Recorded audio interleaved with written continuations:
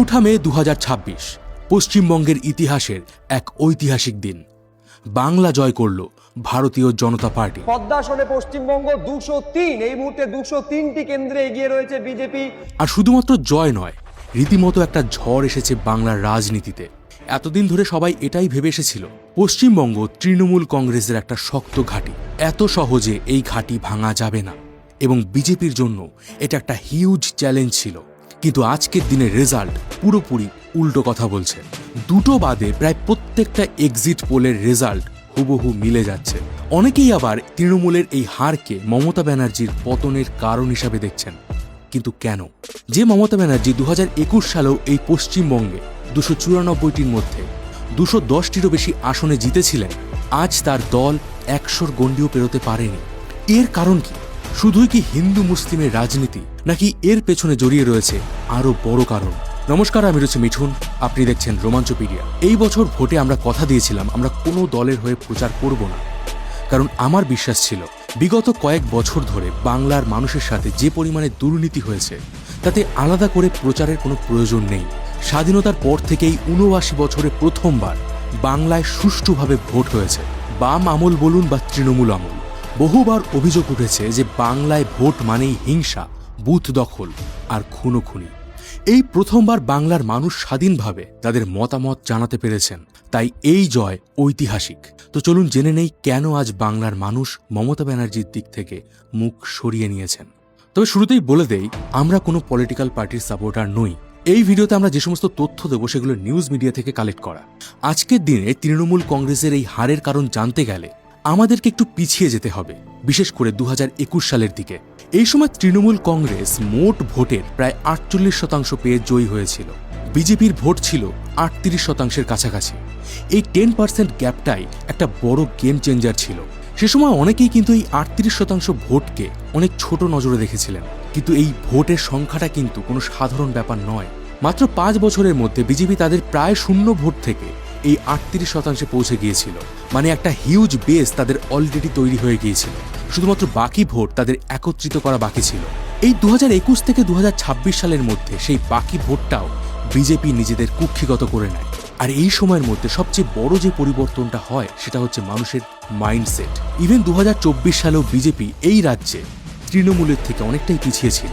সুতরাং হিন্দু মুসলিম রাজনীতি যদি ফ্যাক্টরি হতো তাহলে কিন্তু 2024 সালের লোকসভা ভোটে মমতা ব্যানার্জি এতটা এগিয়ে থাকতে পারতেন না। ইভেন বেশ কিছু রিপোর্টে এটাও বলা হয় 2024 সালে বিজেপি প্রায় 8.3% মুসলিম ভোট পেয়েছিল। আর এই কারণেই বলা হচ্ছে মমতা ব্যানার্জির হারের জন্য দায়ী ছিল শেষ দুটো বছর, মানে 2024 থেকে 2026। অবশ্য কিন্তু এখানে ইলেকশন কমিশনের একটা বড় ভূমিকা ছিল। এবছর যেভাবে মিলিটারি স্কেলে সুরক্ষা দিয়ে ভোট করানো হয়েছে তাতে মানুষ নিজেদের মতামত স্বাধীনভাবে ইভিএম মেশিনে জানাতে পেরেছে। তবে এই হিউজ বিজেপির পক্ষে ভোটের কিন্তু কারণ হচ্ছে শেষ দুটো বছর। বিশেষ করে চাকরি সংক্রান্ত ইস্যুটা কিন্তু একটা বড় টার্নিং পয়েন্ট হয়ে দাঁড়িয়েছে। এটা তো আমরা প্রত্যেকেই জানি যে বিগত 5 বছর ধরে পশ্চিমবঙ্গে সরকারি চাকরির নিয়োগ প্রায় নেই বললেই চলে। যেটুকু বা চাকরি হয়েছে তার 90% ছিল দুর্নীতি। এই দুর্নীতির ইস্যুতেই 26,000 শিক্ষকের চাকরি বাতিল হয়েছে। প্রাইমারির 32,000 চাকরি বাতিলের মামলা আজও কোর্টে চলছে। আর যখন এই মানুষগুলো তাদের চাকরি ফিরিয়ে দেওয়ার দাবিতে বিক্ষোভ জানায়, মমতা ব্যানার্জির পুলিশ এই মানুষগুলোর উপরে লাঠিচার্জ করে, লাথি মারা হয় শিক্ষকদের। আর এই ঘটনা সেদিন নিউজ মিডিয়ার মাধ্যমে গোটা বাংলা দেখেছিল। কিভাবে যোগ্য প্রার্থীরা মার খেতে খেতে রাস্তায় লুটিয়ে পড়ছিল, তাদের চোখের জল বাংলার মানুষের মনে আলোড়ন সৃষ্টি করেছিল। এই সব কিছু মিলিয়ে সাধারণ মানুষের মনে একটা পারসেপশন ক্রিয়েট হয় যে তৃণমূল কংগ্রেসের সরকার শিক্ষিত বেকার ছেলে মেয়েদের ভবিষ্যৎ নিয়ে উদাসীন। আর এটা কিন্তু অনেকাংশে সত্যি প্রমাণ হয়েছে। একজন সাধারণ স্টুডেন্ট যে বছরের পর বছর ধরে চাকরির প্রিপারেশন নিচ্ছে, সে যখন দেখতে পায় যে তার ফিউচার আনসার্টেন হয়ে যাচ্ছে, তখন তার ফ্রাস্ট্রেশন শুধুমাত্র ব্যক্তিগত থাকে না, এই ক্ষোভটা সরকারের উপর রাগে কনভার্ট হয়। সেটা কেন্দ্র সরকার হোক বা রাজ্য সরকার, সব ক্ষেত্রেই সমান। এই রাগটা সাইলেন্ট হলেও কিন্তু ভীষণই পাওয়ারফুল। বর্তমানে আমাদের রাজ্যে প্রায় 1 কোটিরও বেশি বেকার যুবক যুবতী রয়েছে, যাদের বয়স 21 থেকে 25 বছরের মধ্যে। এদের ভোটের বেশিরভাগটাই 2026 সালের ভোটে বিজেপির দিকে শিফট হয়েছে। তৃণমূল কংগ্রেস একেবারে শেষ মুহূর্তে এসে চেষ্টা করেছিল শিক্ষিত বেকারদের নিজেদের দলে টানার। তারা 1,500 টাকা করে ভাতাও ঘোষণা করেছিল। কিন্তু বাংলার যুবক যুবতী একটা জিনিস বুঝে গেছে যে মাসে ১,৫০০ টাকায় তাদের পরিস্থিতির উন্নতি হবে না। এই ঘটনার সাথে আপনি ২০১১ সালের ভোটের কিন্তু মিল পাবেন। প্রায় ৩৪ বছরের বামফ্রন্ট শাসনকালে ঠিক একইভাবে সরকারের ভুল নীতির কারণে রাজ্যে বেকারত্ব চরম সীমায় পৌঁছে গিয়েছিল। শিক্ষিত বেকাররা সরকারের উপর রেগে গিয়ে ২০১১ সালের বিধানসভা ভোটে মমতা বন্দ্যোপাধ্যায়কে ঢেলে ভোট দিয়েছিল। তৃণমূলের জন্য পশ্চিমবঙ্গের শাসন ক্ষমতা দখল করা অনেকটাই সহজ হয়ে গিয়েছিল, ঠিক যেমনটা এবার বিজেপির সাথে হয়েছে। দেখুন, এখানে অনেকেই আপনারা বলতে পারেন যে তাহলে কি বিজেপি সেন্ট্রালে চাকরি দিচ্ছে? এটা অবশ্যই একটা আলোচনার বিষয়, কিন্তু আজকের আমাদের এই আলোচনার টপিক হচ্ছে ওয়েস্ট বেঙ্গলের ভোট। তো আমরা ওয়েস্ট বেঙ্গলের ভোট এবং এখানকার মানুষদের পার্সপেক্টিভ থেকে এগুলো বিচার করছি। এবার আসা যাক ভোটের স্ট্রাকচারের দিকে। এবারের ভোটে সবথেকে বড় যে পরিবর্তনটা দেখা গেছে সেটা হচ্ছে মহিলা ভোটার। এতদিন ধরে মহিলা ভোটার তৃণমূলের একটা স্ট্রেংথ ছিল। লক্ষ্মীর ভাণ্ডার, স্বাস্থ্যসাথী, কন্যাশ্রী, রূপশ্রীর মতো বিভিন্ন ওয়েলফেয়ার স্কিম, বিশেষ করে ডিরেক্ট ক্যাশ ট্রান্সফার, এগুলো কিন্তু তৃণমূল সরকার করেছিল। এই প্রকল্পগুলো যে শুধুমাত্র মহিলাদের আর্থিক সাহায্যই দিয়েছে তা কিন্তু নয়, তাদের একটা সাইকোলজিক্যাল সিকিউরিটিও দিয়েছিল। কিন্তু ২০২৬-এ এসে এই জায়গায় একটা হিউজ চেঞ্জেস এসেছে। দেখুন, এই ওয়েলফেয়ার স্কিমগুলো তখনই কাজ করে যখন মানুষ এগুলো ফেয়ারভাবে পায়, কিন্তু এই স্কিমগুলোতেও প্রচুর পরিমাণে দুর্নীতির অভিযোগ রয়েছে। বেশিরভাগ মহিলাদের, বিশেষ করে গ্রামের দিকে মহিলাদের এই সুবিধা পেতে গেলেও তাদেরকে কাটমানি দিতে হতো। তৃণমূল পার্টির মিটিং মিছিলে জমায়েত করতে হতো, পার্টির লোকদের দাদাগিরি সহ্য করতে হতো। একজন মহিলা যদি মাসে ১,৫০০ থেকে ১৭০০ টাকা পান, সেটা অবশ্যই তার জন্য গুরুত্বপূর্ণ, কিন্তু সেই টাকার জন্য তাদেরকে যদি বারবার অফিসে ঘুরতে হয়, লোকাল লিডারদের সব কাজে তাদেরকে সাপোর্ট করতে হয়, তাহলে কিন্তু সেই ক্ষেত্রে এম্পাওয়ারমেন্টের জায়গাটা দুর্বল হয়ে যায়। ধীরে ধীরে সরকারের উপর একটা রাগ সৃষ্টি হয়, সরকারের প্রতি তাদের দৃষ্টিভঙ্গি পাল্টে যেতে শুরু করে।